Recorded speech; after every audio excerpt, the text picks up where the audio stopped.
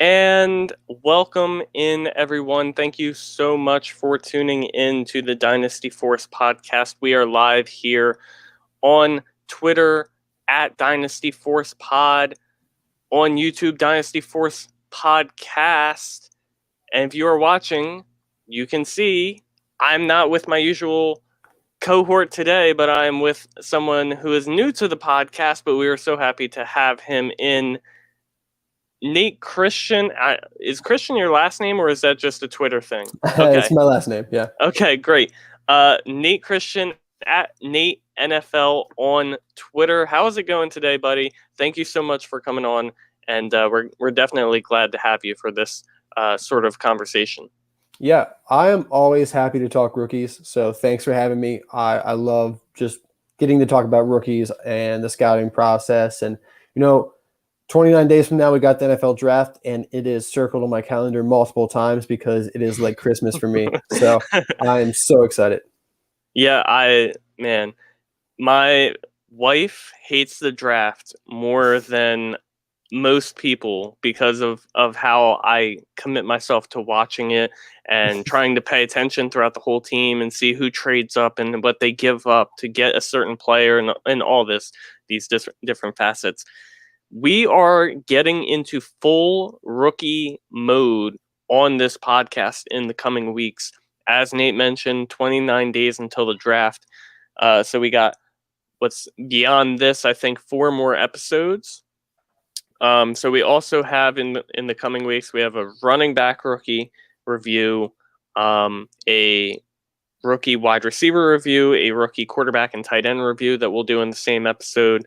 And then we have, I believe, a mock draft, a rookie mock draft episode before the actual draft itself. So, yes, very exciting times to be in the NFL offseason. For those of you wondering about my normal co-host, Trey has a little doctor's appointment, so hopefully he'll be coming in about halfway through the episode. And Billy had to take some personal time today, so best of luck to him. And yeah, we are going to trudge on here, though. Nate, like I said, new to the show, but I have faith in you, my friend, to be able to work with me in such a melodic way that we are going to sing beautiful knowledge to our listeners and fans. If I can put that, if I can put that mildly. So, for those of you who don't know today, we have. In the title, you'll see the state of the NFL. We're basically looking back after free agency because, you can make these lists of preseason best destinations for rookies and all this, but then free agency shakes a lot of things up. So post free agency, best destinations for rookies in their landing spots. Nate has a lot of these, and then I'm just going to kind of be looking at them and how they would impact specific free agent or specific rookies, I should say, and then the impact that a potential rookie might give a name, and then Nate has a name associated with all these spots that he thinks would be a good fit as well. And we're gonna break it down. Great landing spots for running backs, wide receivers, some bad, not as many, bad, but still some bad landing spots for running backs and wide receivers. And then we also have some teams that are going to be looking for a quarterback and tight end, besides the Jacksonville Jaguars, who are picking number 1 and obviously taking Trevor Lawrence. So with all that, before we get into that, we have some recent news in the NFL to discuss that has not yet been discussed on the podcast. So Nate, I'm going to turn to you for most of this because it's very, very confusing how to interpret it to this point. And if you've been on Twitter, I know you feel this exact same way.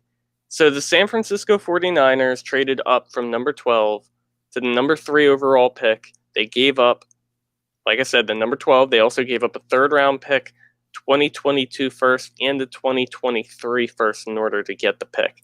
Now, I think it's pretty obvious you don't give up that much capital unless you're trading for a quarterback. The real question is, who's it going to be? And I'm just going to leave it at that and give it to you, Nate. That's such a good question. I think, like you said, Jaguars are taking Trevor Lawrence. Yeah. And it seems pretty set in stone that the Jets are looking at Zach Wilson. Right. We haven't really heard any smoke screens around that. We haven't heard any, question marks. It seems pretty set. So the draft starts at 3, we could say. Yeah. And when the trade first happened, everyone was like, all right, Justin Fields. And then something came out, and everyone was like, oh, it's Trey Lance. And then everyone was like, oh, it's Mac Jones. Now it's back to Trey Lance. And I mean, those are the 3 other guys. So there's, 5 top quarterbacks in this draft. There's 5 guys who are going to go in the first round. And it seems that the NFL is a little higher on Mac Jones than some of our Twitter draft analysts.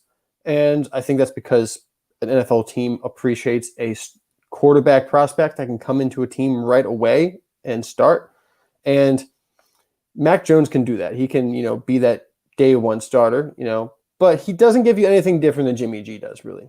Right. I mean, he has a higher ceiling just because he's young and he can be molded, and I like what he does. But in my opinion, Justin Fields is by far the quarterback 2 in this draft class, and just gives you everything you could want in a quarterback, plus more. So in my opinion, I think it should be Justin Fields. It seems we're getting so many smoke screens that we have no idea. But I actually do think that it is Justin Fields, because that's why there's so much hype around Mac Jones and Trey Lance, and back to Mac Jones, because the Jets could drop out of 2. If they need to, they can drop out of 2. They have so much to work on. They could drop out of 2, get a whole bunch of draft picks, and just move forward with Darnold for one more year. So the 49ers have to play these smoke screens, have to, pretend they don't know who they want.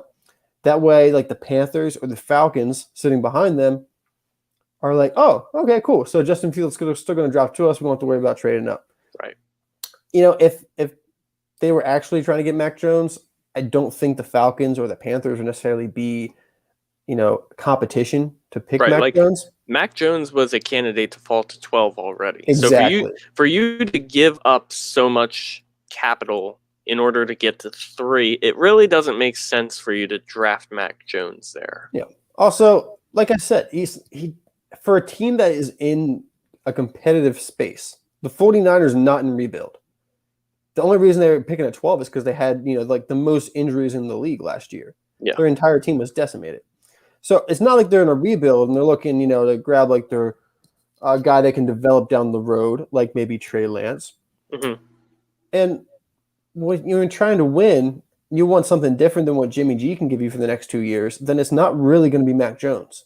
It's going to be Justin Fields. So I just think everything points to Justin Fields, but we have no idea, honestly. So. Yeah, specifically to what Nate is talking about, not having really any idea. Like I said, initially when the trade happened, everyone said Justin Fields going to San Francisco. But then there were rumors coming out that the 49ers like Trey Lance a lot. And then we saw Kyle Shanahan, like Ohio State and Alabama had their pro days on the same day. And Kyle Shanahan and John Lynch both went to Alabama's pro day over Ohio State's, which kind of indicates that they want to see Mac Jones more than they want to see Justin Fields. But that number one, it could be a smoke screen, but also number 2, and what I think is more likely, they know what they've already seen Justin Fields and what he can offer. Mm-hmm. And they have a whole year's worth of tape on him. They know how he plays and how good he is. Whereas Mac Jones, you've seen him in spurts, but it's just it's hard to judge how good he can be.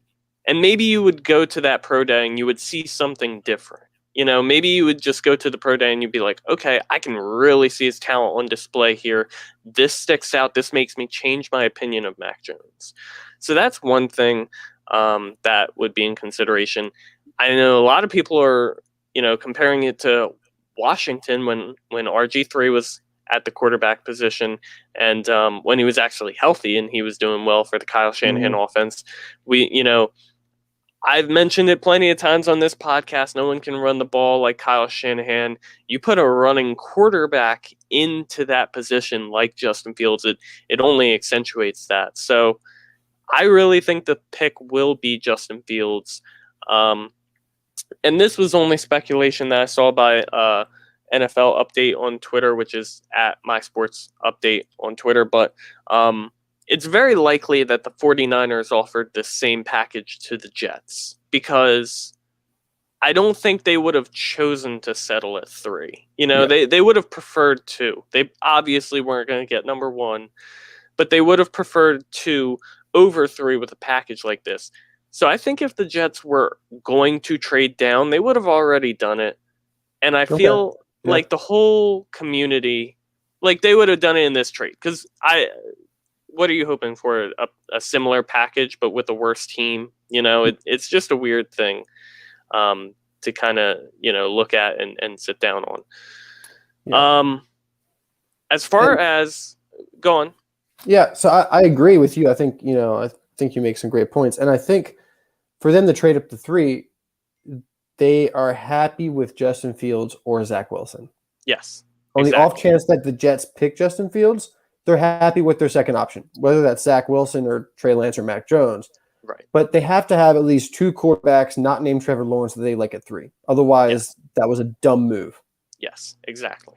And then Zach Wilson at his pro day, he really, the tale of 2 pro days between Zach Wilson and Mac Jones, because Zach Wilson, there were kind of questions on him in the NFL. Well, not in the NFL circle, because it's been talked about him at number 2 for basically all offseason. But when it comes to fantasy Twitter, a lot of people love Justin Fields a lot more, and from what they see.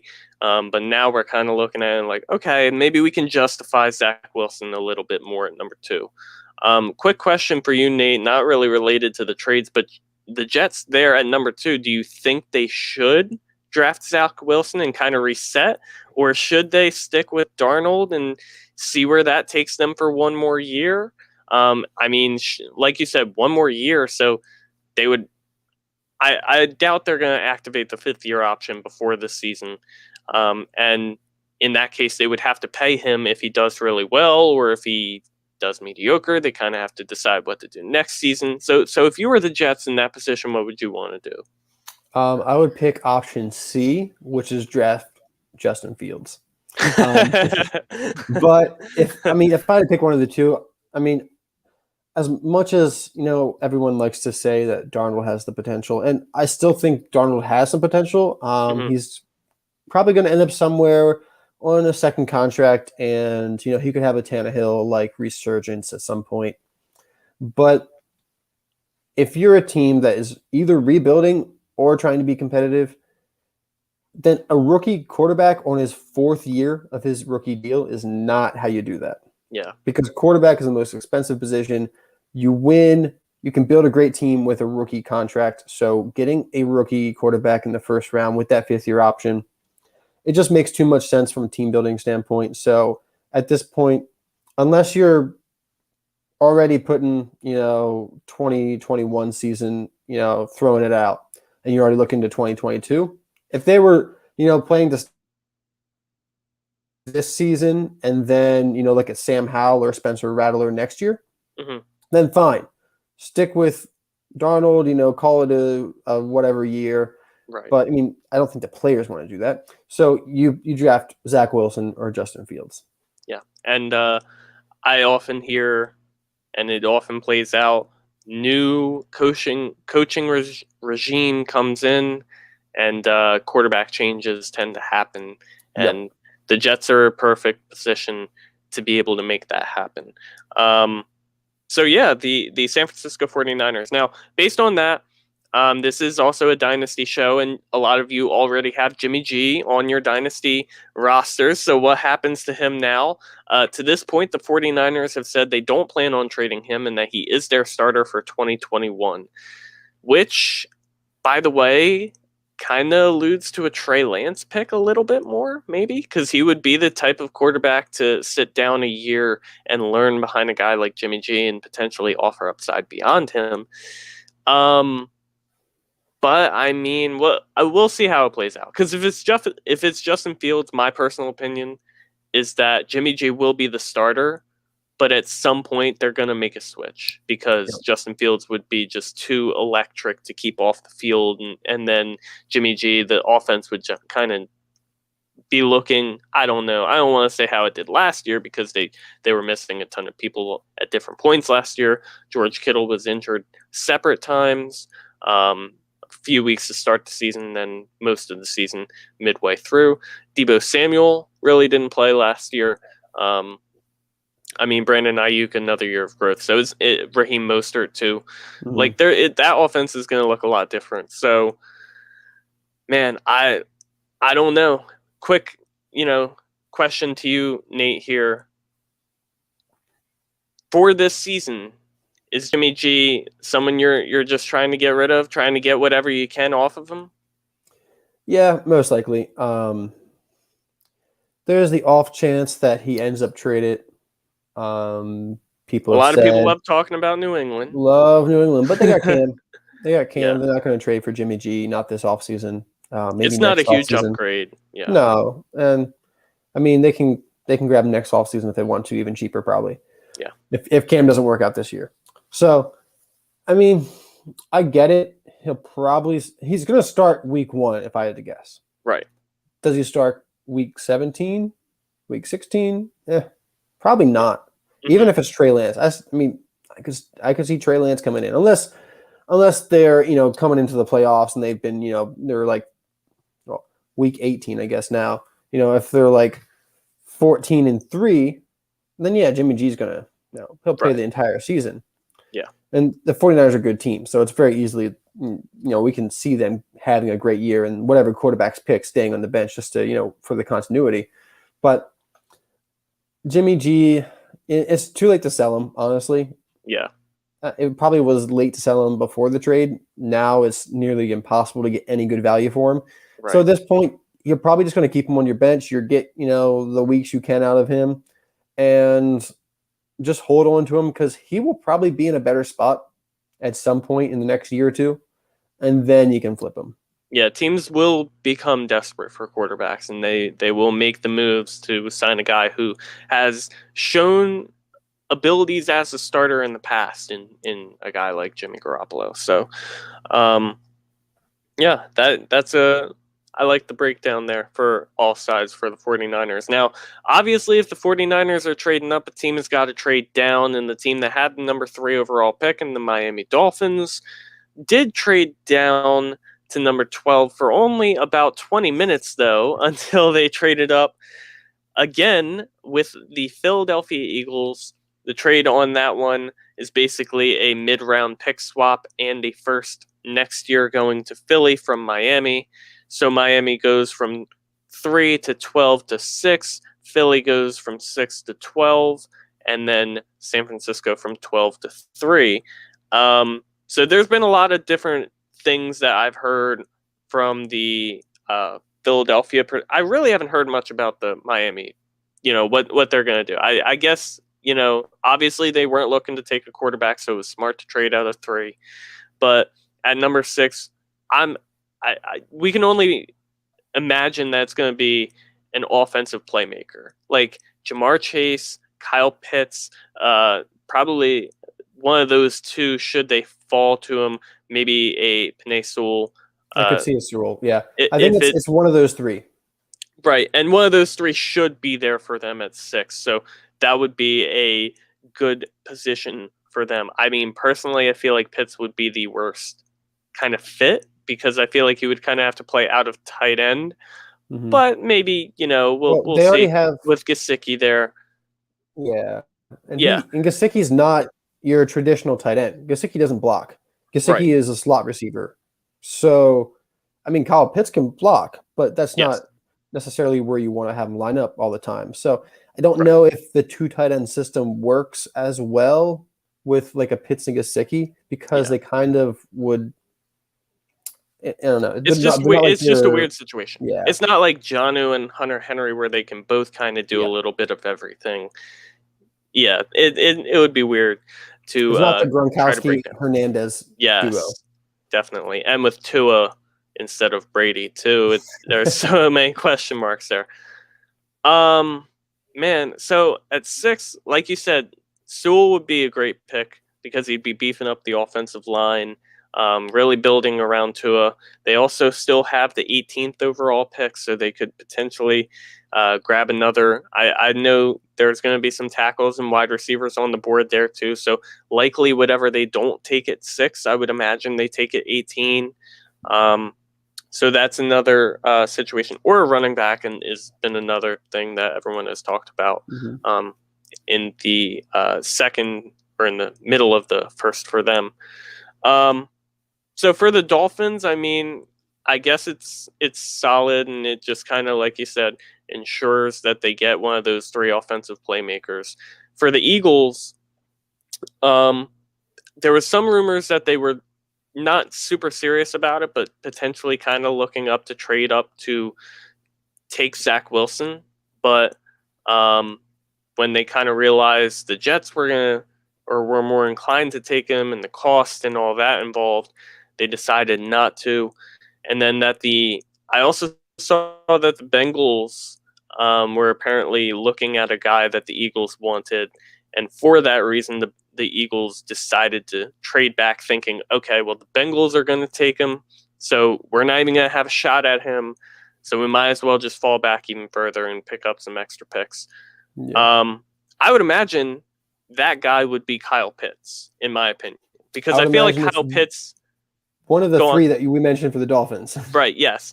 I mean, Jamar Chase, Kyle Pitts, and Penei Sewell is okay, and like I feel like he would be a great piece for the Cincinnati Bengals, who need offensive line help a lot.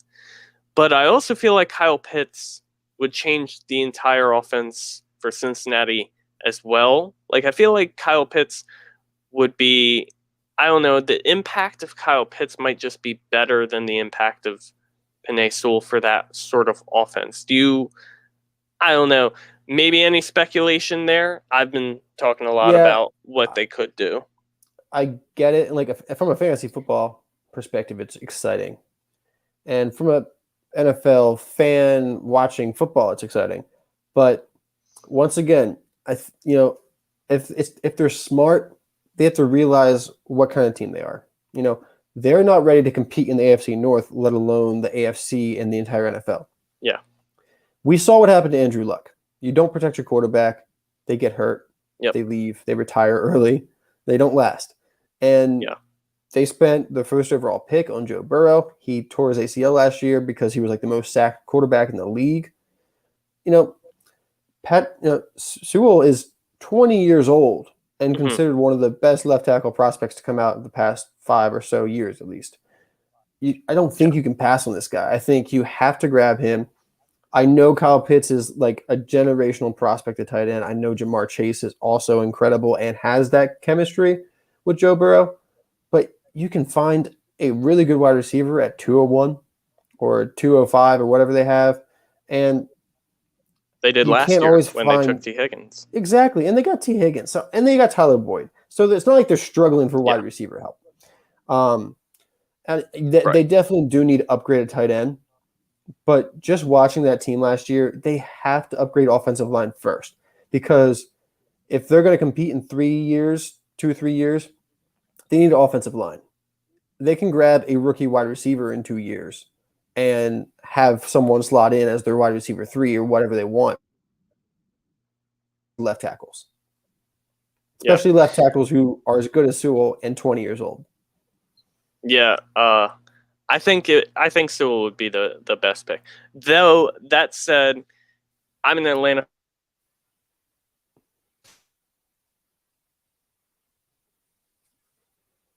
Falcons fan. I feel like you are. Me? Oh, wait, I'm sorry. We lagged a little there. Are you? I'm sorry. You are I'm a Ravens fan. Ravens. Okay. Yeah, I don't know why I thought you were a Falcons fan. I thought we connected for some reason. But I'm a Lamar Jackson fan, if that makes it any better. But anywho, um, I'm hoping that the Falcons do stay at 4 and do take Penei Sewell, because it's been an issue for a long time, the offensive line. Outside of one Super Bowl season, we've really never had a good offensive line. So Yeah. my hope would be that they would remedy it with that 4th overall pick. Yeah, I remember scouting Jake Matthews. So, But, you know,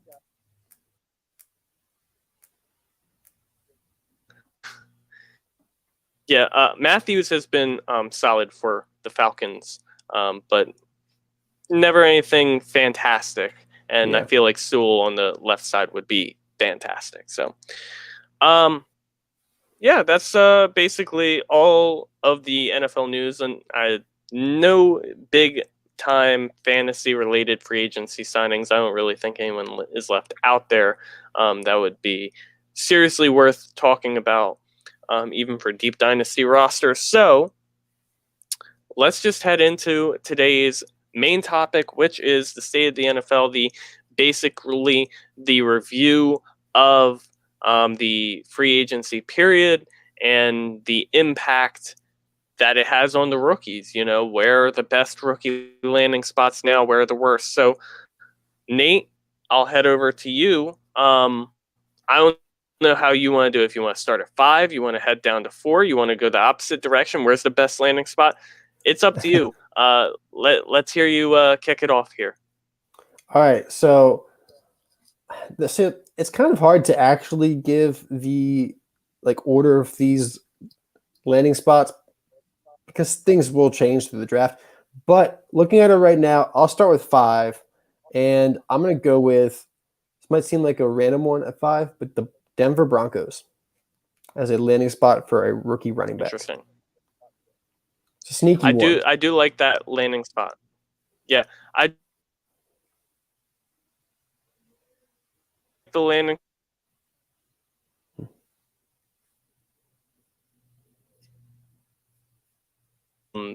Things have just kind of fallen apart a little bit, but you really signed Mike Boone. Royce Freeman season back again? I don't think so. So, they kind of have no choice here but to invest at least a little something into the running back position, even if it's not a day 2, or I'm sorry, higher end day 2 pick. Probably not going to be there early first, but like I said, at least some depth there.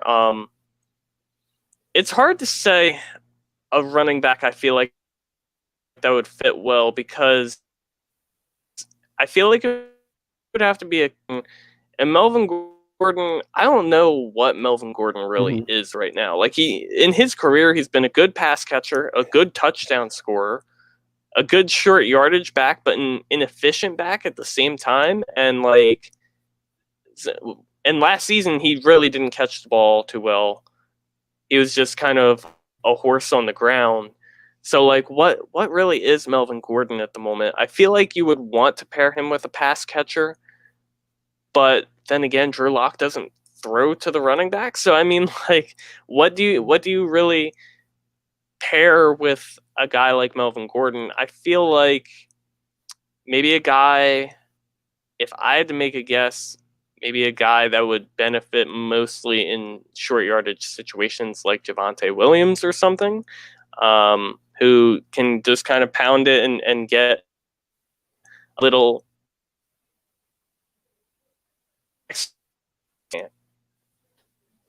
Yeah, so Melvin Gordon is kind of hard to figure out what he is, like you said.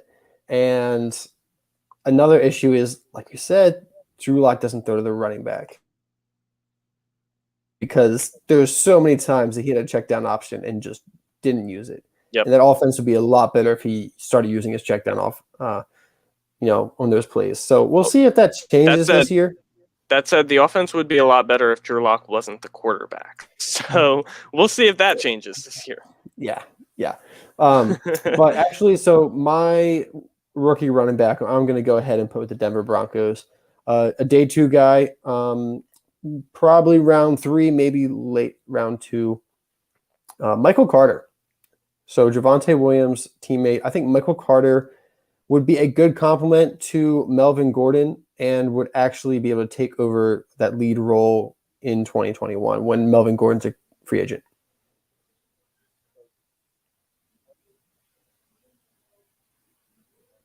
I think it would be a solid.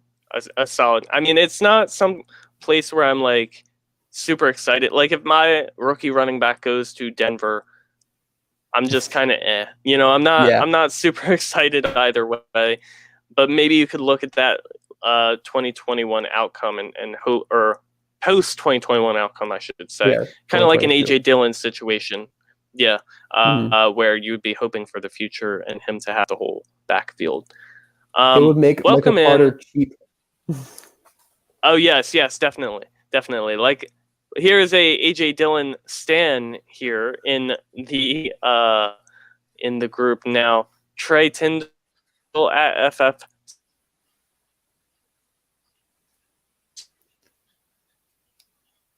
Well, so I don't know if I'm lagging on your end or not, but it looked good to me. Okay, sweet. How was your vision? I was saying my eye appointment was pretty nice. You know, I got some new glasses. Should be here in about 2 weeks. Yes, like Rob said, I am an AJ Dillon stan. Took a big hit whenever Aaron Jones came back. Kind of hurt my feelings quite a bit. I thought I was going to be in a win-win situation with Aaron Jones moving him forward, and then AJ Dillon getting all that. But apparently, that's not how it was going to work out for me this offseason. But Nate, I don't know if we've ever talked or met in the past, but nice to meet you. Yeah, you too. I do have to say, now that we've met and I've learned that you're an AJ Dillon stan, I'm going to have to tell you that I'm an AJ Dillon hater. So just got to go ahead and clear the air here. AJ Dillon was actually my fullback 1 last year. So hey, I mean, that's fair. I mean, I feel like if fullbacks was still a thing, he's definitely has that fullback body. He's not very elusive. So, yeah, running back wise, he's not really jumping off the charts to anyone. For me, I just thought the volume was going to be there. But, I mean, I still feel like he'll be a flex play. I mean, Jamal Williams was relatively serviceable, and I think he'll be a step up from Jamal Williams. But, yeah, we'll see. Aaron Jones coming back certainly put a dent in what I thought A.J. Dillon's fantasy impact was going to be this year. Yeah. Well, it looks like you might Rob, be hosting now.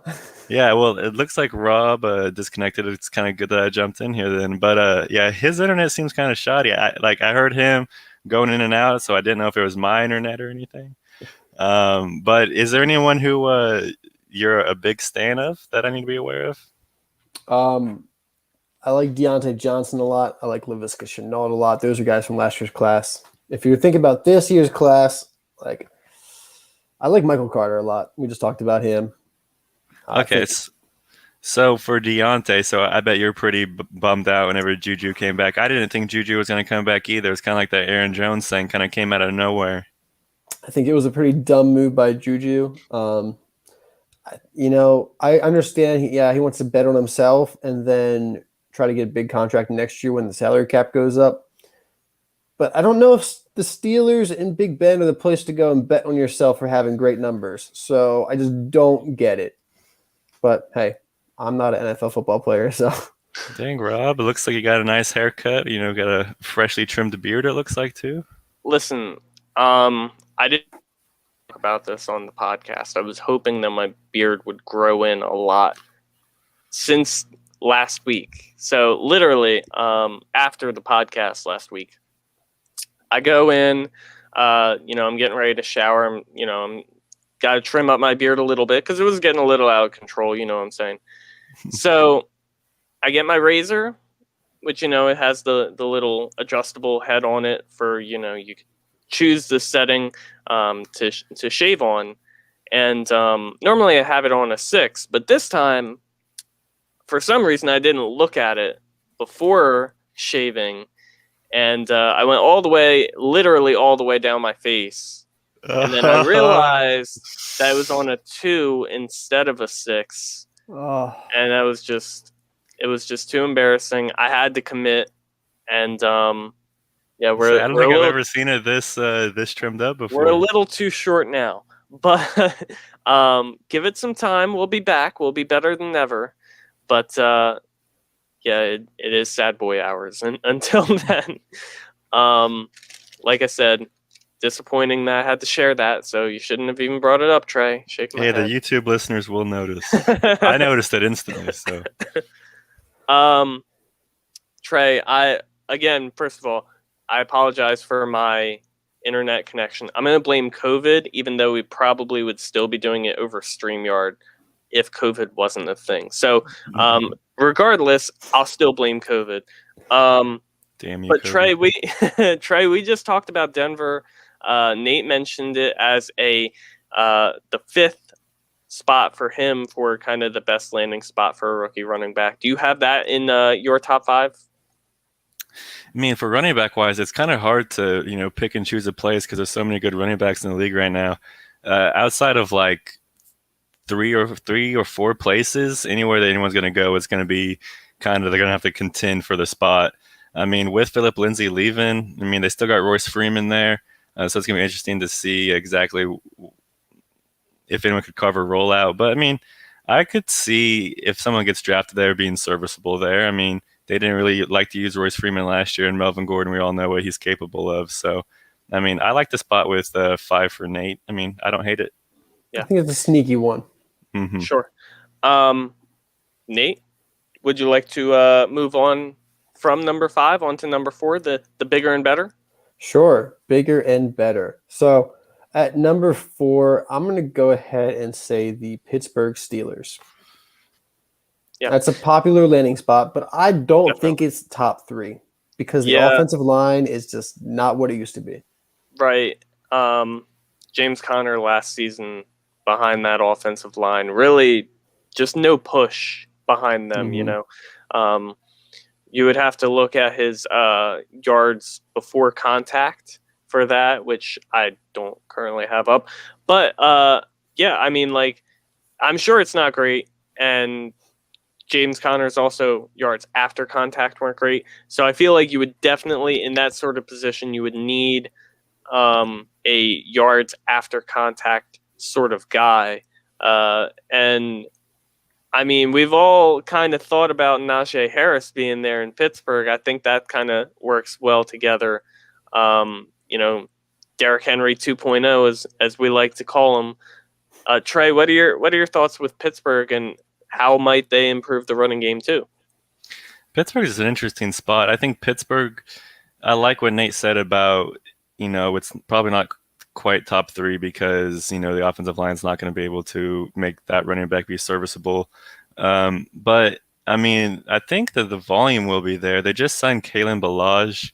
Other than that, they got Benny Snell. They got Anthony McFarland. I'm not quite for sure what James Conner's going to do or whether or not he's going to be coming back. He's still out there.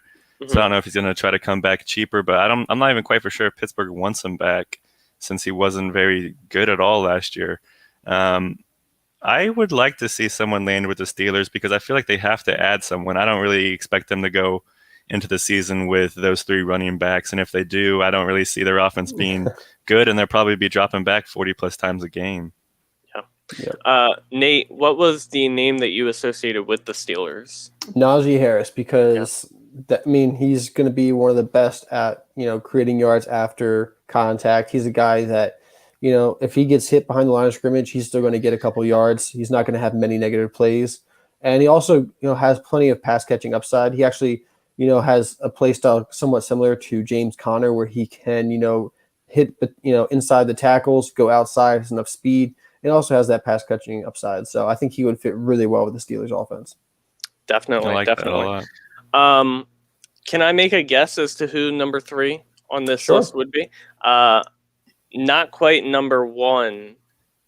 I have a feeling I know who 1 and 2 is going to be in a way. And I don't really want to. Okay, I don't want to make a guess. Go on.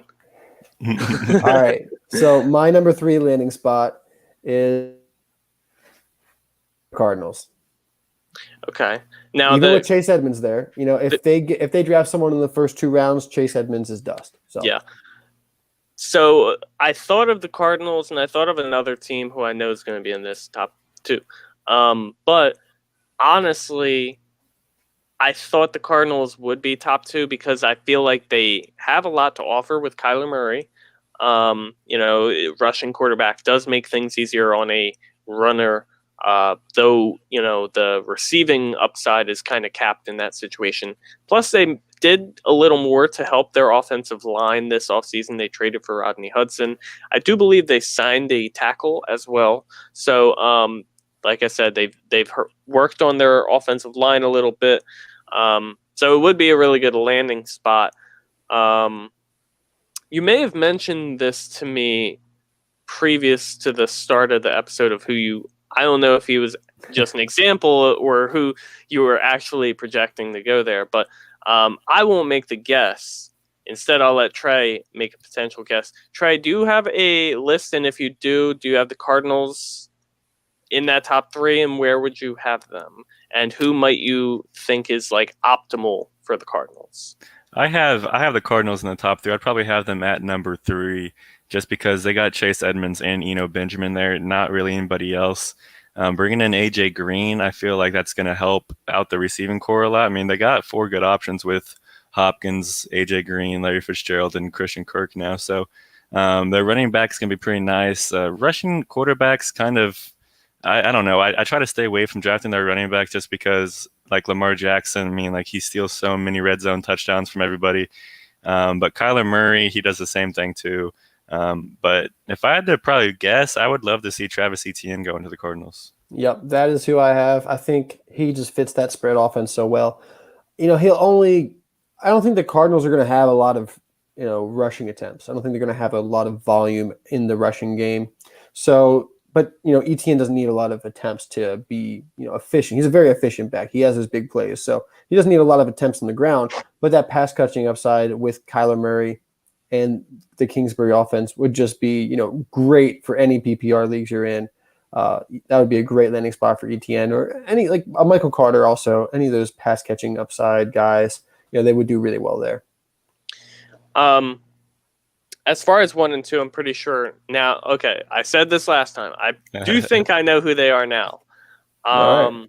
But that said, I'm trying to debate who would be where, and I have a feeling I'm better guessing at number 1. So let me try and take a shot here. Number 2, is it the Atlanta Falcons? It is the Atlanta Falcons. Yeah. Okay. Yeah, Okay. I and feel confident now. the Atlanta Falcons are exciting. I mean, they got Mike Davis, who they just signed, and they got Ito Smith and Brian Hill. Those are not exciting options. None of those names excite me. I mean, I think Mike Davis, if they decided not to draft a running back, I mean, they could do something with him, but he's not going to change the offense. They'll probably draft someone, and Mike Davis can, be a change of pace back. Yeah. And with Arthur Smith, the new head coach, Arthur Smith was the offensive coordinator for the Titans with Derrick Henry, King Henry. So, that might show you who I want as that landing spot, which rookie I want there. But I think there's going to be plenty of volume there for whatever running back they draft, and he'll get plenty of touches. As I mentioned, Falcons fan here. So I agree completely. And I see one of 2 players kind of landing in Atlanta. Optimally, it would be Najee Harris, but I really feel like that might be difficult. I think he'll be a first-round pick. I don't see the Atlanta Falcons trading back into the first round, per se. If they do something at 4, maybe they could trade down and then maybe overdraft, quote-unquote, Najee Harris in that spot. But I think it's more likely that they end up with a guy like Javonte Williams in the second round, quote unquote overdrafting him. People will say it's an overdraft, but get your guy. It's the NFL, and he's a good fit for the system. He is the bruiser. He is the kind of, I can handle 25 plus carries a game and build the offense around a guy like that. Trey, I mean, anything else you want to add? I know I cover a lot. Yeah, I mean, the Falcons are a really good landing spot for basically anyone, just because the volume's going to be there with I mean, if they draft their running back high, I could see that running back, whether or not it's Etienne or possibly if you get lucky, Rob, it's going to be Harris. I could see them skyrocketing up draft boards during the rookie drafts for sure. It's kind of hard to pinpoint which running back I want to put on the Falcons because it kind of sucks you guys have an early pick. Maybe you guys could, after Harris goes, I don't know if Etienne's going to go first round. Maybe you guys will be able to get the second best running back with your second round pick, or maybe the third best running back. But I don't really know who the Falcons are really pinpointing on their big board right now. But I feel like they're definitely going to be adding somebody. I feel like, too, like if Etienne was there compared to, like, Etienne and Javonte Williams are both there in the second round, I feel like scheme-wise, the Falcons would prefer Javonte Williams, even though talent-wise, Etienne is clearly the better player. Yeah, Nate, do you feel the same way? I agree, and I think before the coaching change, I would have said Etienne was the guy for that scheme. But with Arthur Brown coming in, Arthur Smith. Sorry. Arthur Brown is AJ Brown, his player. Yeah. So I think with that scheme, Javonte Williams is just like the perfect running back to just, give a bell cow volume to, just make it work. Mike Davis can be that change of pace receiving back for the first year as, Javonte Williams gets better in pass protection because he does have some receiving upside, but he's also not going to be the guy that's going to, get 50-something receptions a year. So, I think that would be a good compliment with Mike Davis. I think that would be really nice. Sure. And then I think everyone can kind of assume the one team you haven't mentioned so far, the Miami Dolphins, being the number one spot for the running back position there. No. Okay. Nope. Okay. Spice I like here. Myles I love Gaskin. it. I really hope they don't draft someone. They don't need to draft a running back. They got Myles Gaskin. Why waste the draft capital?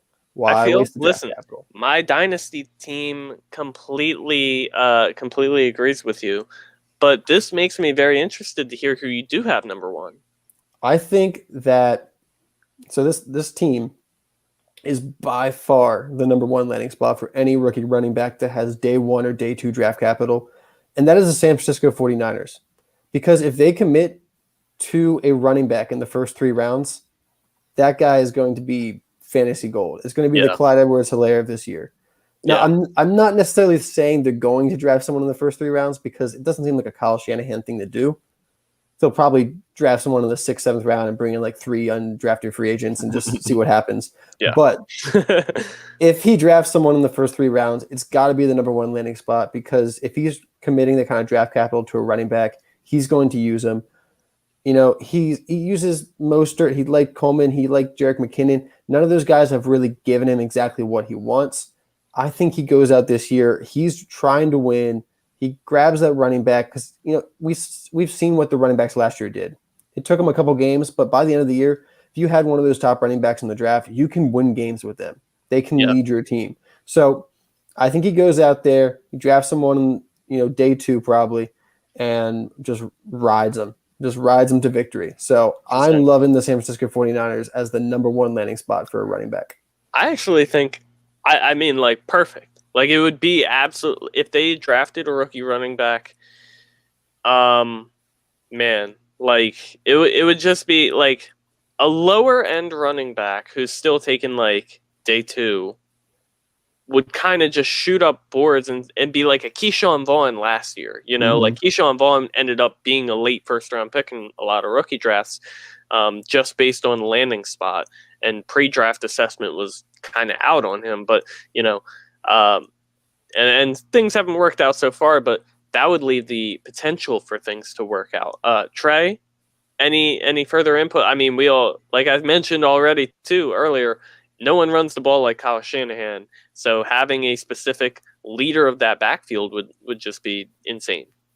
I must say, if I liked having the 49ers over the Dolphins kind of landing spot scares me because I'm not quite for sure what they're going to be doing with Gaskins. Because like Nate said, I think that they really liked what they saw out of Gaskins. But it's going to be interesting to see who they're going to put behind him. 49ers wise, I think that's going to be a really good landing spot for whoever lands there. There's nobody else there other than I think Jeffrey Wilson right now. Tevin Coleman's gone.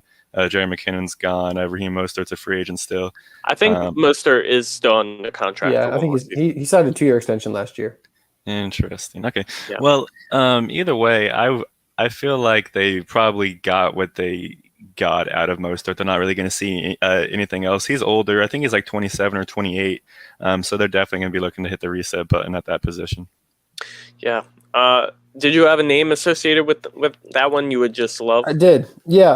Well, I didn't want to use Michael Carter again, even though I think that would be a great landing spot for him and his vision with, and all the things he can do. But right. If we're talking about a guy who's probably picked maybe the 3rd round and is going to be drafted way above his talent level because of the landing spot, I think Kenneth Gainwell to the San Francisco 49ers, people are going to go absolutely insane. Yeah. Because it would be exactly what Shanahan wanted Jerick McKinnon for. Right. Yeah. But a new guy who's young and not injured. Yeah. Hopefully. Fingers crossed for the longer period of time. Yeah, man. I have to agree. I think the impact of like a guy like Gainwell coming in, he's been an efficient runner throughout his college career. The Kyle Shanahan system is a very efficient system, and I think just it'd be a perfect mesh. Mm-hmm. Real quick, do you want to rattle off the 3 kind of worst landing spots where you would be really disappointed where a running back would land here and just kind of throws things off? Yeah, so when I made this list, like 3 teams, I didn't want to just pick like the Cowboys and the Titans and right, like a team that already has a workhorse. If they draft someone, it's like the 7th round just for special teams. I try to find spots that might actually get like day 2, early day 3 draft capital, but we're probably just not going to want to touch in fantasy football. And I'm going to start at the top this time. I think the Buffalo Bills. Okay. I've seen them in mock drafts taking Najee Harris with the 1st round pick, and from an NFL team point of view, like I like it. Like it would help them. I think they could go other places, but they need a good running back. And I don't think it's gonna be Najee Harris, but if they draft someone in the 2nd, 3rd, 4th round, it's just gonna be so confusing to try to pick out which running back is which week between Zach Moss, Devin Singletary, and whatever other guys there. And Matt Breida's there now, Breida. So, like, I don't want to touch that backfield at all. Yeah. And I wouldn't be surprised to see them draft another running back because they're not happy with what they have now. Right. They were not able to run the ball. I mean, unless Josh Allen was running the football last year, they could not run the ball to save their lives.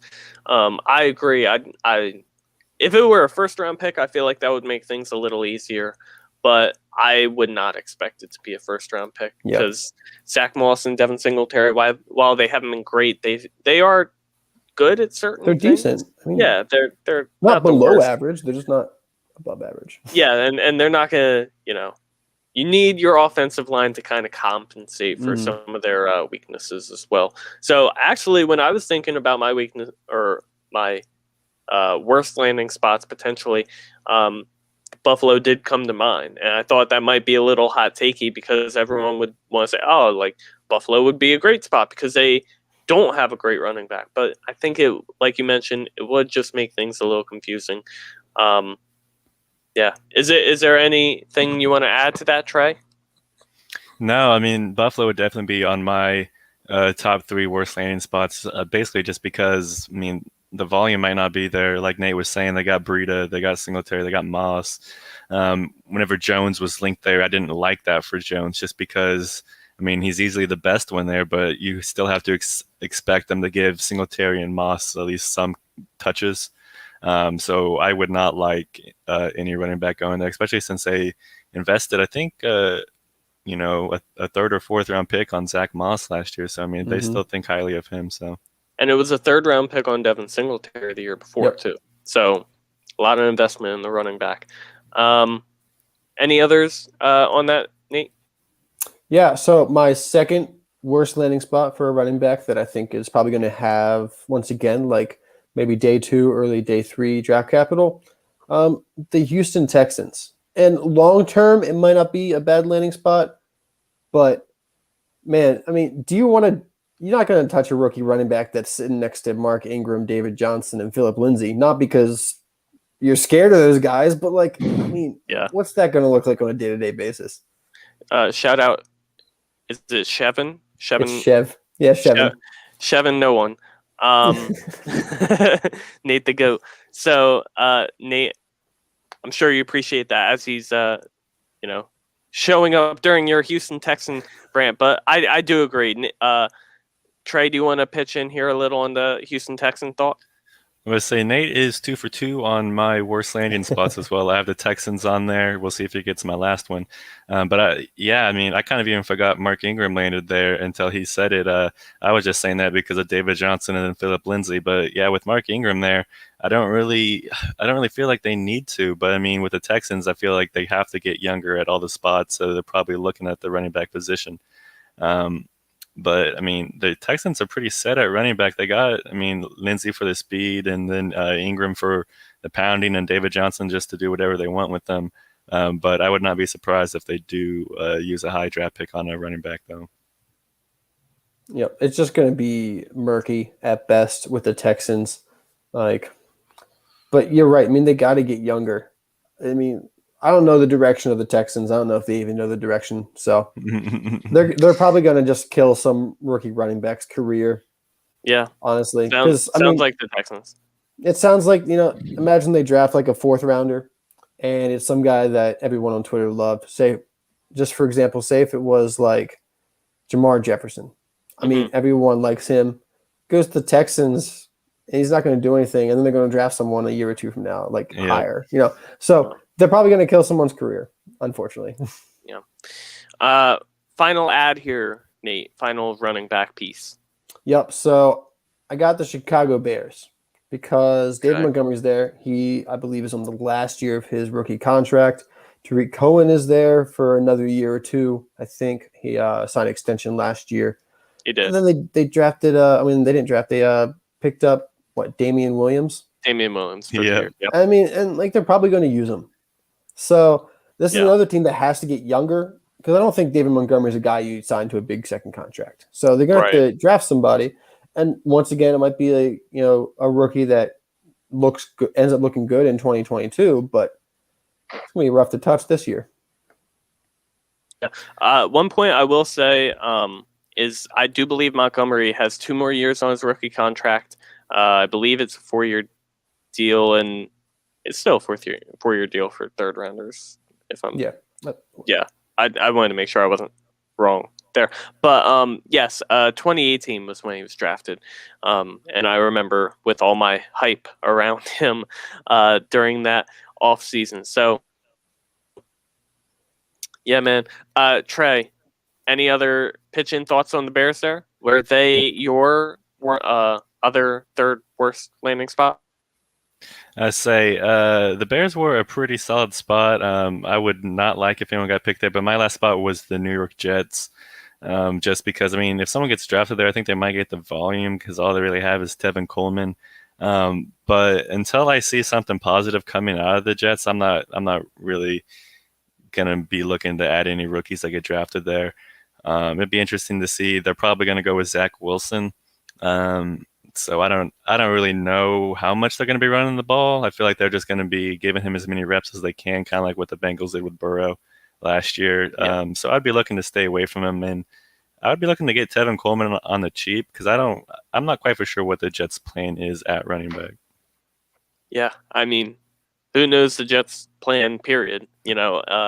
But hopefully it's on the up and up with Robert Saleh coming in and his new schemes to try and implement. Let's head over to wide receiver. So we talked about running back. We've talked about quarterback and tight end a little bit too at the start of the show. So really we'll wrap it up here with wide receiver and Trey. Nate is on his he had to step away for a minute. So I will head over to you first for this, for top 5 landing spots here at the wide receiver position. How about we start at the top here, the most exciting, the one that you would most want to see draft a wide receiver? For me, it would probably have to be the Detroit Lions. They really don't got much there. They got Tyrell Williams they just signed there. Other than that, they don't really Rashad got Perriman, much. can I interest you? Oh, Rashad Perriman landed in Detroit. Okay, I like that. We'll see. I mean, I feel like he might have a role. I know Billy's probably happy about that. Yeah. But I mean, there's not really much there. So if anyone's going to be drafted there, they're going to get the targets. They got T.J. Hawkinson. Other than that, there's not really anybody there demanding targets or anyone that's going to be, the focal point of the defense. So if Jamar Chase lands there or Devonta Smith, I would love that. I would immediately put them in a top 15 wide receiving rankings. So yeah, I think I got Lions number 1. I think that would be interesting. It's not super exciting, like especially with the state that the Detroit Lions are currently in. Are they rebuilding? Are they kind of just trying to work with what they have? It's kind of hard to really imagine. I do think agree Goff with could you. be serviceable. I do think Goff can be serviceable. It's just, like when you trade Matthew Stafford for multiple firsts, you really think that you're going to completely rebuild and blow it up. But yet they've made some free agency signings and they have kind of shown that they still kind of want to compete. And it's just hard to really just look back and say, okay, this is what the Detroit Lions are. They're a bad team. They're rebuilding. They're going to be competing for the number 1 overall pick next year. I feel like they're more bound to be around where they're currently picking, I believe, 7th. Am I right? 7th in the draft? Maybe a little later, 9th. I don't know. Somewhere in that 7 to 10 range. They're somewhere. They're at 7. 7. So I was right. I shouldn't have doubted myself. Yes, I think they'll be kind of in that range again next year, though, and Yeah. I guess that's kind of good for a rookie wide receiver to get some work and get some targets and get some garbage time, which definitely helps. Nate, Trey mentioned Detroit as his number 1 landing spot. Did you have them in your top 5? Yeah, so I did have them in my top 5. I'll be honest, with receivers is a little bit murkier, so I didn't actually have like a specific order to my top 5. Right. But I do like the Lions, and to name a prospect, I think fits the Lions really well. Well, number 1, just about anybody would, because they got nobody there. Yeah. So they can kind of start with anybody. But best ability is availability. Yeah, for fantasy football, for year 1 and at their draft position, I think Devonta Smith would be perfect for Jared Goff, because Devonta Smith is a guy they can use on screens, they can use on quick like slants and crossing routes, and that's what Jared Goff throws to. Devonta Smith could be, a nice mixture of what Robert Woods and Cooper Kupp were for Jared Goff and how he had success with the Rams. You could have that similar success with the Lions if he was thrown to a guy like Devonta Smith. And with the rest of the competition on that team, if Smith ended up there with the Lions, I mean, you're looking at a possibility for a Justin Jefferson rookie season, because there's just no one else there competing for touches. Right. And that's a guy you can build around. You can build around a guy like Devonta Smith. So I think it would be a decent pick at number 7 overall. Yeah. Trey, since for your second overall team on this list, and then we'll compare it back with Nate's there, and I'll also add in my little 2 cents if they differ on any of these. So, Trey, who would you have second on that list for the wide receiver position? For me, I got the Kansas City Chiefs. As a Raiders fan, I hate it. But, I mean, I acknowledge that the Chiefs probably do need to add another weapon. Sammy Watkins is gone. So, I mean, they got Mecole Hardman still there as their number 2, maybe Demarcus Robinson. But neither of those really scare you, so you feel like you have to add somebody. Of course, they probably don't need to, since they have Kelsey and Hill and Clyde Edwards-Helaire. But, I mean, they definitely need to put another receiver in there, so I know that they're going to be drafting one. And regardless if he's drafted in the 5th, 6th, 7th round, he's probably still going to be hyped up just because he landed on the Chiefs and he has a shot to be their number 2 wide receiver. Yeah. Based on my Dynasty teams, where I own tons of Mecole Hardman shares, I'm really hoping that it pans out for him, but it hasn't looked good so far.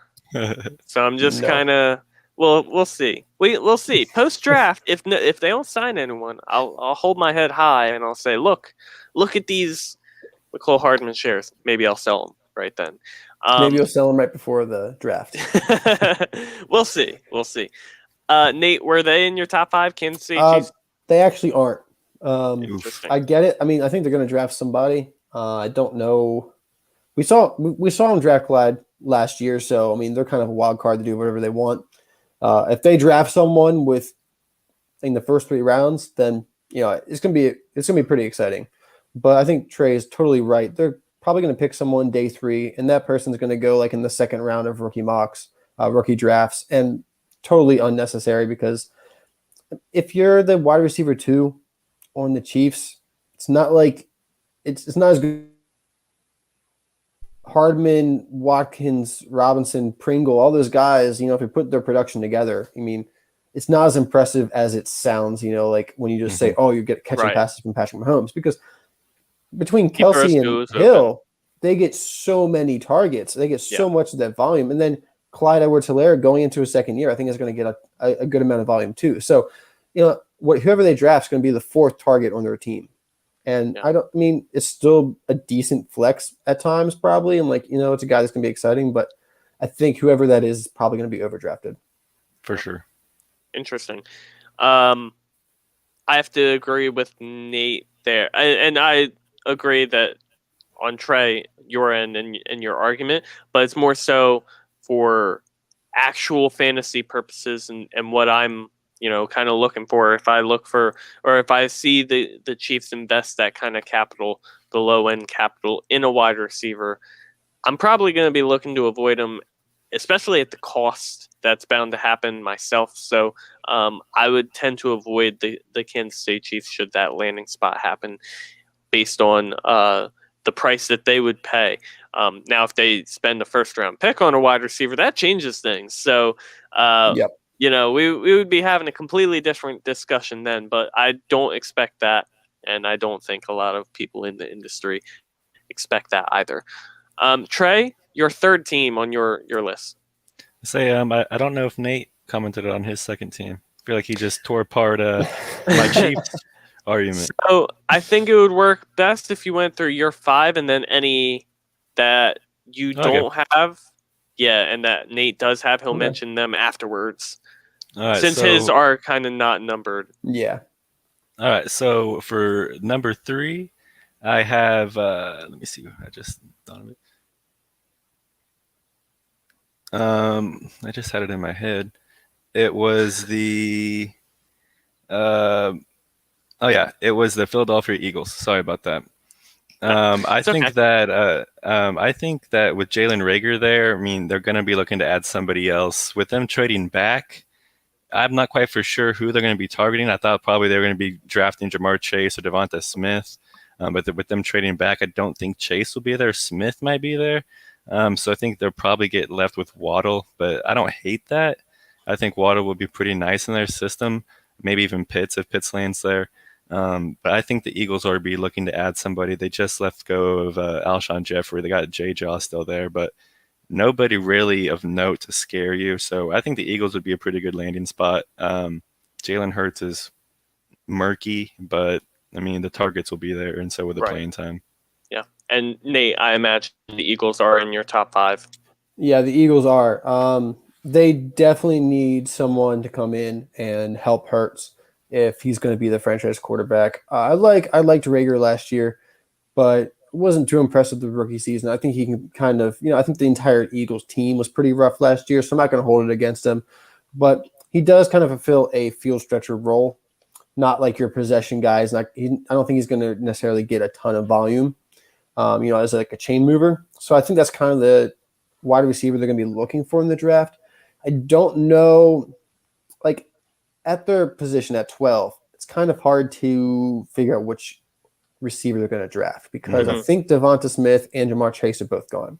And there's a tier drop after those guys. And it's like 3 or 4 guys after that are all kind of in the same tier. And after today's pro day, with Jamar Chase running a 4.38, I don't know if you saw, but Terrace Marshall Jr. also ran a 4.38. I think 12 is a little high for Marshall, but he's the kind of receiver that the Eagles need. They need like a big-bodied outside X receiver that Jalen Hurts can just throw to as a safety blanket. So that's the receiver I'm going to say would fit really well in this landing spot. Not sure if the draft capital really works out, but after that kind of pro day, I could totally see him being drafted at 12. The hype builds as, the next month goes. So they missed out on who they wanted last year. Right. They wanted Justin Jefferson or CeeDee Lamb. And, well, I guess they didn't take Justin Jefferson like dummies. But they wanted CeeDee Lamb, so right. Or they could even further trade down again and then take Terrence Marshall there. So I definitely agree with that. I do like the Eagles in general as a landing spot more for volume than anything. Kind of like the Detroit Lions argument of, yes, the quarterback position isn't exactly what you want to see, but whatever wide receiver comes in, I feel like they can really step in to being a potential number one for that team. So that changes anything. Trey, a number 4, if you will. Number 4 is going to be the Tennessee Titans. With Corey Davis leaving and Jonnu Smith leaving, there's a lot of vacated targets. Adam Humphries also left as well. So there's a lot of vacated targets there. It's honestly just A.J. Brown, and that's it. I'm not quite for sure if they're gonna draft a wide receiver. I feel like they have to. I mean, their team is pretty well rounded. Definitely spend like we mentioned with the Chiefs, like a depth pick on the wide receiver if they're not going to draft someone. But I do think that they should spend a respectable day 2 pick on a wide receiver. But go on, Trey. Yeah, I was about to say because they really don't got anyone outside of A.J. Brown there. I mean, and we see what Tannehill's capable of. I'm not quite for sure if they're going to stay as run heavy with Arthur Smith leaving. I assume that they still have Derrick Henry, so they're going to still pound the rock around 25 times a game. But I mean, Corey Davis was an efficient wide receiver 3 last year. A.J. Brown, we know he's a bona fide wide receiver 1. And if they draft the guy, I mean, they have a late pick. If they draft the guy day 1, day 2, I could see that guy being a serviceable flex play his rookie year. Yeah. I was surprised that you mentioned Tennessee because I know your love for Josh Reynolds is bona fide and never ending. And he is currently the wide receiver 2 on the depth chart. So yeah, I mean, I would say that's all they really have is Josh Reynolds there. I mean, I'm also a Josh Reynolds stan, Nate. But I mean, I like Josh Reynolds as they could put A.J. Brown and Josh Reynolds on the outside. They need someone who's going to control the middle of the field with Jonnu Smith leaving. And I'm not quite for sure who that's going to be, but they need someone, maybe someone like Terrence Marshall or someone who they can put that's going to be speedy. Yeah.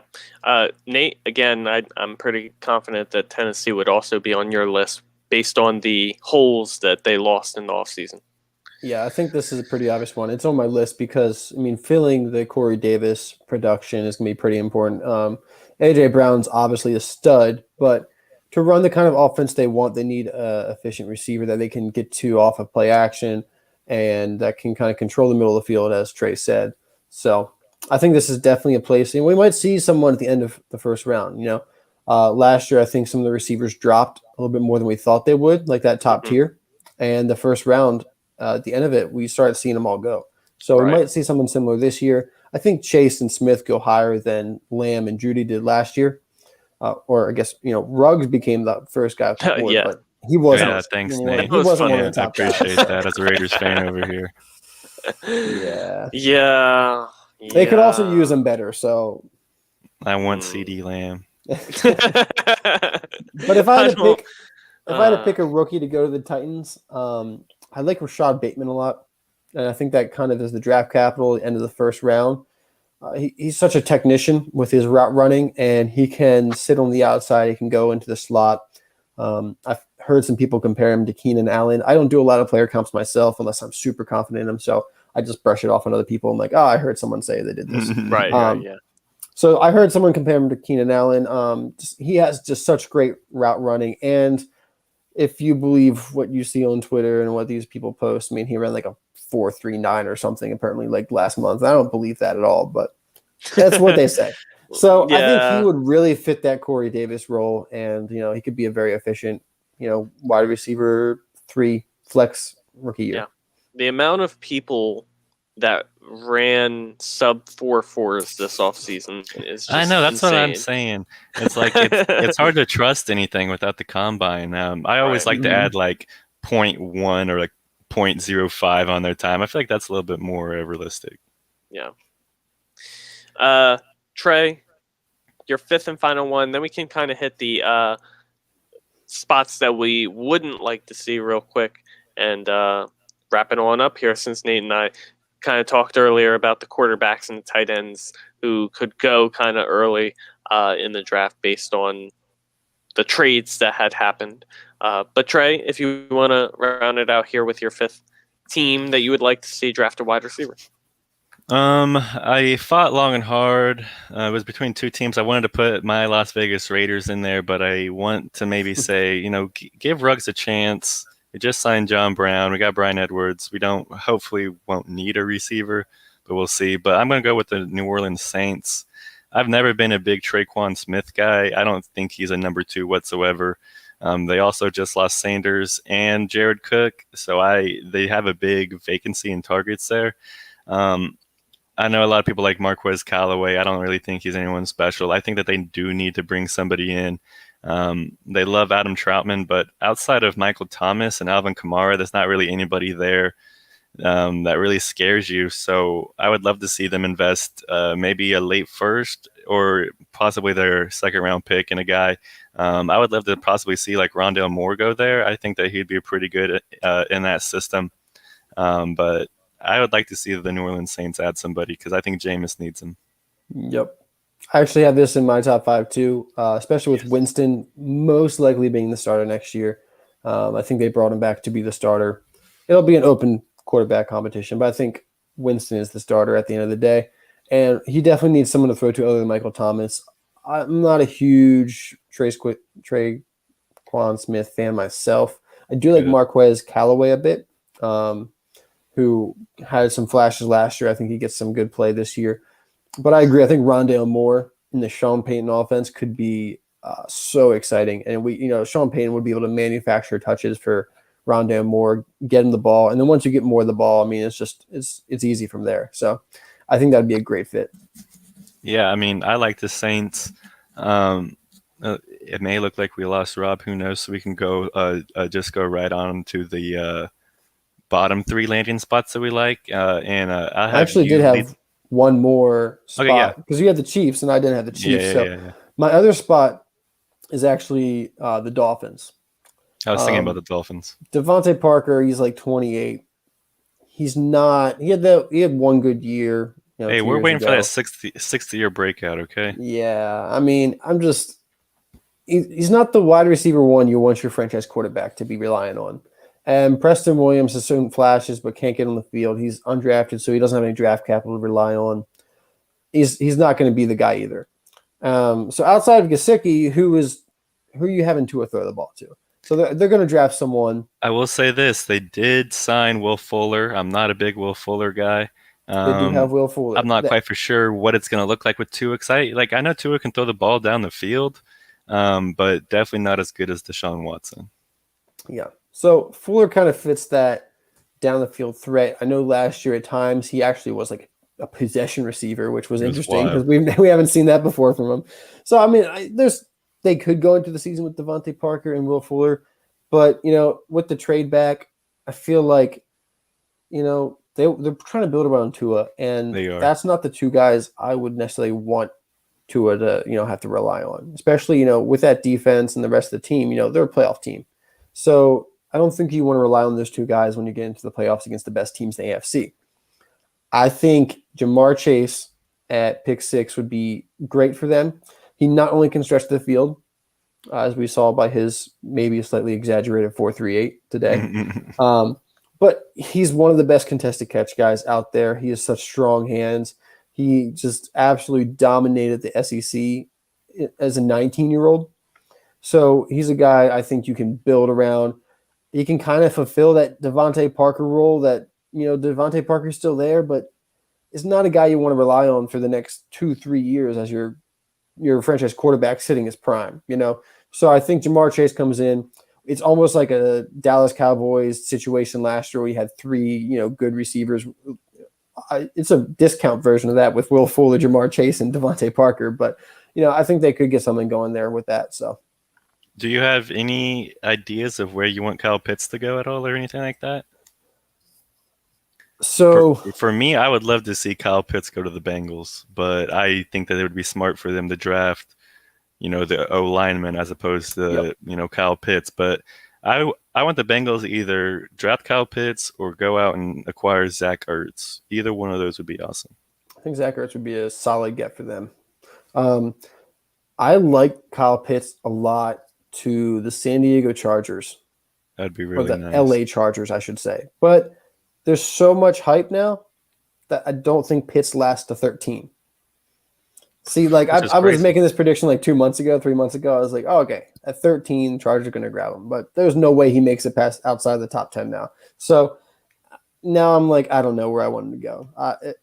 Maybe I want to say the Panthers because that'd be exciting, but I don't think Joe Brady uses a tight ends. So I don't know. Yeah. It'll be interesting to see where he goes. Apologies again. I love coming in halfway after my internet likes to malfunction a little bit. I trust that you guys finished it out there at we are ready to move on to the worst 3 landing spots for wide receivers. Worst 3 landing spots. All right, Trey, do you want to rattle any off real quick? Do you want to just go one by one? It's up to you. Well, my worst landing spot, the one that I could think of the most, is the Cincinnati Bengals. I've been seeing a lot of people trying to get Jamar Chase there, and it makes me so mad. T. Higgins is solid. I'm not quite for sure if he could be a wide receiver 1 yet, but I know the combination of, him and Tyler Boyd is definitely serviceable enough to get you through the NFL season. Auden Tate could be a very serviceable wide receiver 3 as well. They just finally got rid of John Ross. So I'm not quite for sure, but please don't draft Jamar Chase. If you want to draft the wide receiver to be the number 3, maybe if you want to, do day 3 capital to compete with Auden Tate, I like that. But don't draft Jamar Chase. That would ruin Jamar Chase's value and T. Higgins and Tyler Boyd. I would not like that. Yeah. I actually am glad you said this. This is actually my number 1 worst landing spot as well. I don't get the Jamar Chase, Joe Burrow hype train here. You know what? It reminds me, though, of last year. Early in the process, before the DeAndre Hopkins trade, everyone was saying CD Lamb to the Arizona Cardinals. Trying to get the Oklahoma connection back. Yeah. And it just, at the end of the day, the NFL doesn't care about which guys played together in college, really. Right. I mean, you can say something about chemistry, but with how the NFL works, how many practices you have, you build that chemistry no matter what. Mm-hmm. Yeah. So while it's nice sometimes, it's not a big priority to NFL teams that, this guy played with this guy. Yeah. So I just don't get it. I mean, yeah, it'd be fun if you're playing NFL Street, but if you're trying to keep Joe Burrow alive, it's not going to help to have Jamar Chase. Right. Nate, who would be second on your list in that case? Yeah. The New England Patriots.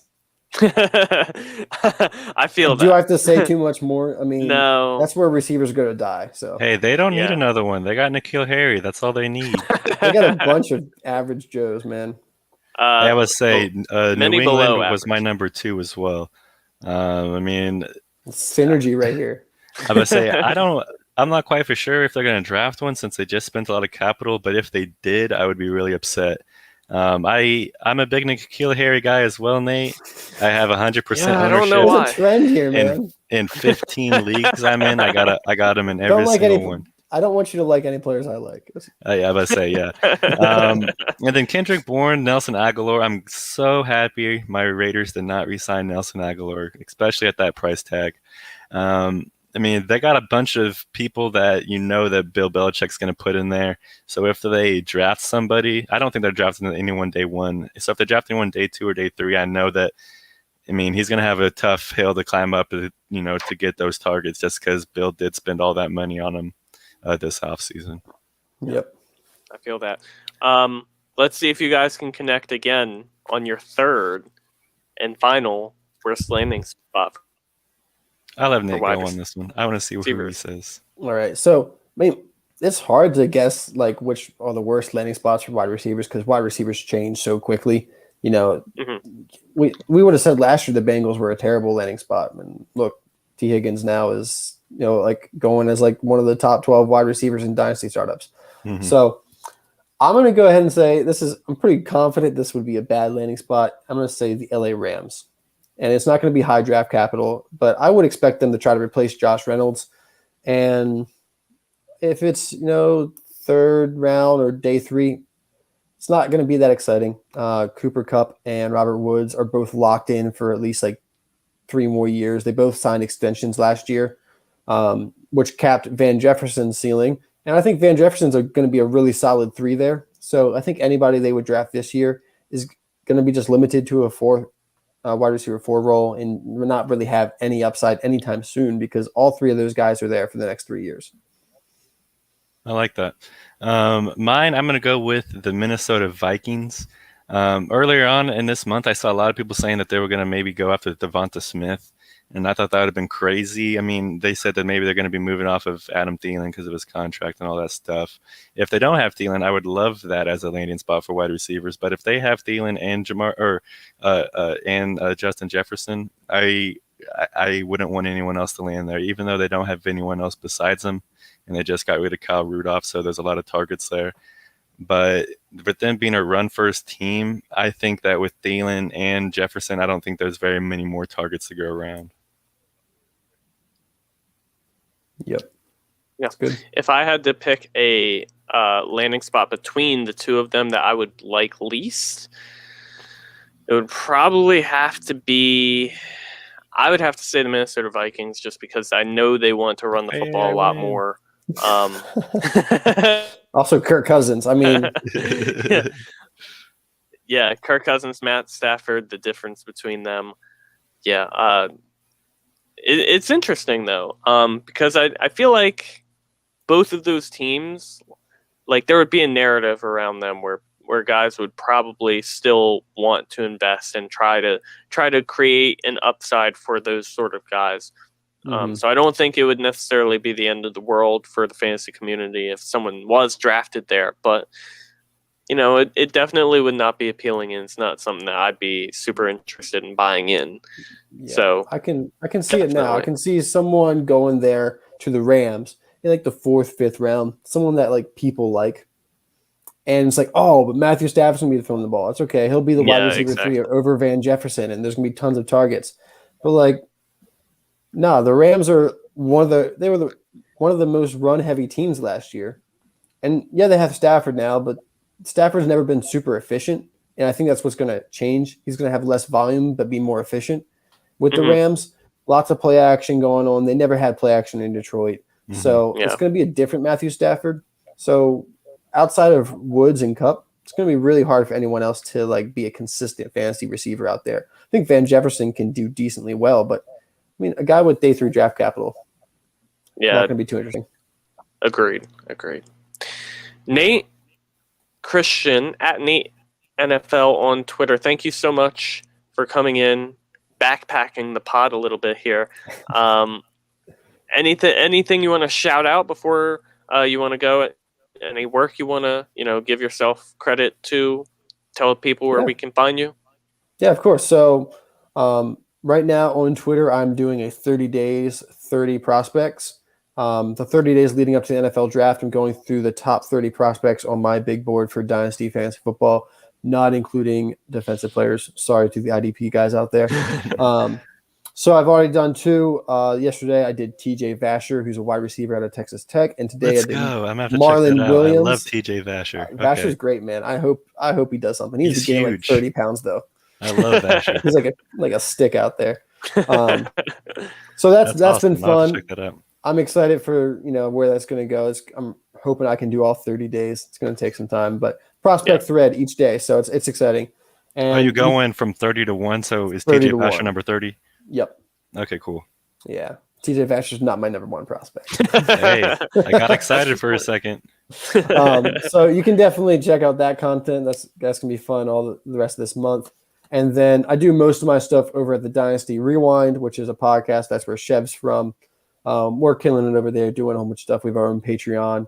We have videos everywhere on YouTube right now. And then I do an article each week on a prospect over at Dynasty Owner, which if you guys have heard of it, it's a pretty cool platform where you build your team using NFL contracts. So you have to worry about the salary cap. You have to worry about contract extensions, all that stuff. It's kind of crazy, but if you want a challenge, it's really cool. So that's where you can find me at those places. I've always wanted to do a salary cap league. So I assume that there's a lot of stuff. I've always wondered, how do they come up with the contract numbers on that? Yeah, so Dynasty Owner is super cool. It's a whole platform. So like you don't have to worry about like, having your commissioner like run like a spreadsheet or something like that. Like it's all right there. And they actually use NFL contracts. Okay. So your salary cap for your league is 70% of the NFL salary cap. And it's actually a really great number. I'm not sure how they came up with it originally, but it's like the perfect number to, give you a challenge while also, letting you put together a full roster.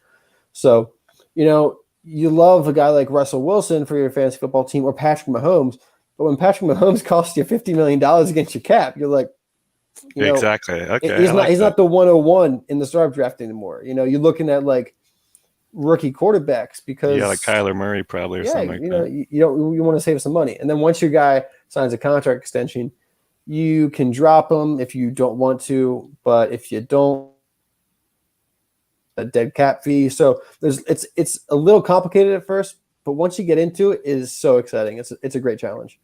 Interesting. I'm going to check that out then. I would say, and definitely. So, Rob, do you got anything going on right now? I have a article planned with my first article planned with Dynasty Nerds. So hopefully that will be done soon. Welcome to the team. Kind of keeps pushing it back. Dynasty Nerds too. Thank you. Even the nerd even better. herd over there. Look at you guys. I do rankings for Superflex. That's about it right now. I feel. I have not yet written my first article, but I do plan to in the near future. Trey would love it because it's on Las Vegas Raiders running backs. So, oh God, sounds like a headache to me, dude. So hopefully I can get that done this weekend and then have it up before the next pod, and I can kind of give a shout out to that. But that would be on the Dynasty Nerds website. Until then, I really don't have that much going on, but you can still follow me at Fantasy Force FB, and you can follow the show too at Dynasty Force Pod on Twitter, Dynasty Force Podcast on YouTube, and check us out on all streaming platforms. Should be live tomorrow, so every Thursday is when you can expect us. Again, big shout out to Nate Christian at Nate NFL on Twitter. Thank you so much for coming on. And I definitely love to have you back on sometime soon, because especially with these rookie insights coming on up, like I mentioned, next week we got the rookie running back breakdown, the rookie wide receiver breakdown after that, quarterbacks and tight ends after, and then we'll head into the a pre-draft mock draft. So that'll all be a fun rookie process coming up. Love it. Yeah, like a rookie draft. You feel me? Mm-hmm. Yeah, we're not doing the whole draft, man. That would be crazy. So it'll be a fun upcoming few weeks leading up to the draft, and we'll be in contact, Nate, because definitely enjoyed having this conversation. And well, thanks for having me. I appreciate it. Like I said, I love talking rookies. So yeah. And then we should have Bill here too, and Bill's just a bundle of joy. So he's everything you could want in a rookie, eccentric person to talk about. And I know his Chuba Hubbard love will come through next week. So that's exciting. That's something you can look forward to. And in the meantime, hope you all stay well, stay healthy, and enjoy your hopefully it's not terrible weather for you. I know it's been terrible weather for everyone across the country over the past week, so hopefully that changes. And best of luck to everyone. Thank you all for for tuning in, and we will catch you next week here at the Dynasty Force podcast.